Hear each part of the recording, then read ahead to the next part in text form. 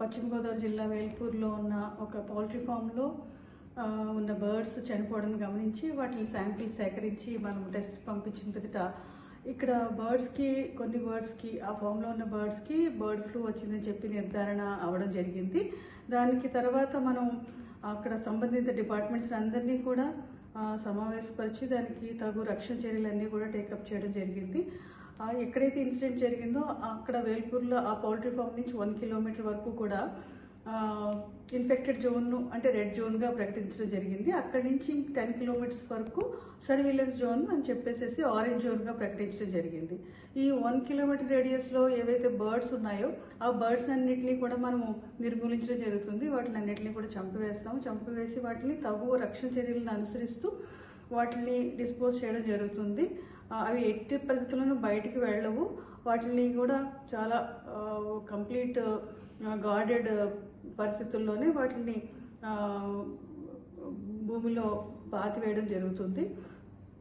తర్వాత ఎక్కడైతే ఈ సర్వేలెన్స్ జోన్ అని చెప్పామో అక్కడంతా కూడా ఈ 0 నుంచి 10 కిలోమీటర్స్ వరకు ఎక్కడ కోళ్ళు కానీ ఎగ్స్ కానీ అమ్మడానికి వీలు లేదని చెప్పేసి నిర్ణయించడం జరిగింది.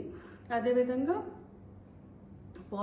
Police, revenue, forest, transport departments అందరికీ కూడా ఇన్స్ట్రక్షన్స్ ఇవ్వడం జరిగింది. ఒక 6 చెక్ పోస్ట్ కూడా పెట్టి ట్రాన్స్పోర్టేషన్ ఆఫ్ వెహికల్స్ అన్నింటినీ కూడా చాలా జాగ్రత్తగా గమనిస్తున్నాము. ఆ జోన్లోంచి బయటికి వెహికల్స్ పౌల్ట్రీ అది రాకూడదని చెప్పేసి రిస్ట్రిక్షన్స్ కూడా ఉన్నాయి. అయితే ఈ బయట జోన్స్లో ఉన్న పౌల్ట్రీ ఫామ్స్లో ఉన్న చికెన్, ఎగ్స్ కన్జ్యూమ్ చేయడానికి ఎటువంటి ఇష్యూ ఉండదు. వాటిని ప్రాపర్గా కుక్ చేసి ఎగ్స్ని కూడా బాయిల్ చేసి తింటే ఎటువంటి సమస్య ఉండదని చెప్పేసి వైద్యాధికారులు చెప్తున్నారు. తర్వాత లోపల ఎక్కడైతే ఈ సర్వీలెన్స్ జోను కానీ ఇన్ఫెక్టెడ్ జోన్లో ఉన్నాయో అక్కడ వెహికల్స్ వెళ్ళినా వచ్చినా కూడా అంటే ఈ సర్వీలెన్స్ టీమ్స్ కానీ ఎవరైనా వెళ్ళి వచ్చినా కూడా దానికి బయోఫెన్సింగ్ మెథడ్స్ అన్నీ కూడా ఫాలో అవ్వడం జరుగుతుంది.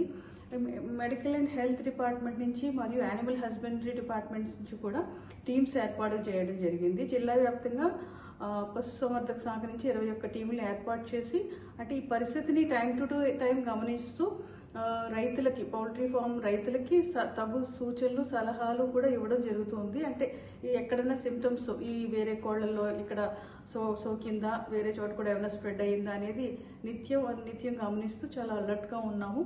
అలాగే అవసరమైన రైతులకు కూడా సూచనలు సలహాలు కూడా ఇవ్వడం జరుగుతూ ఉంది.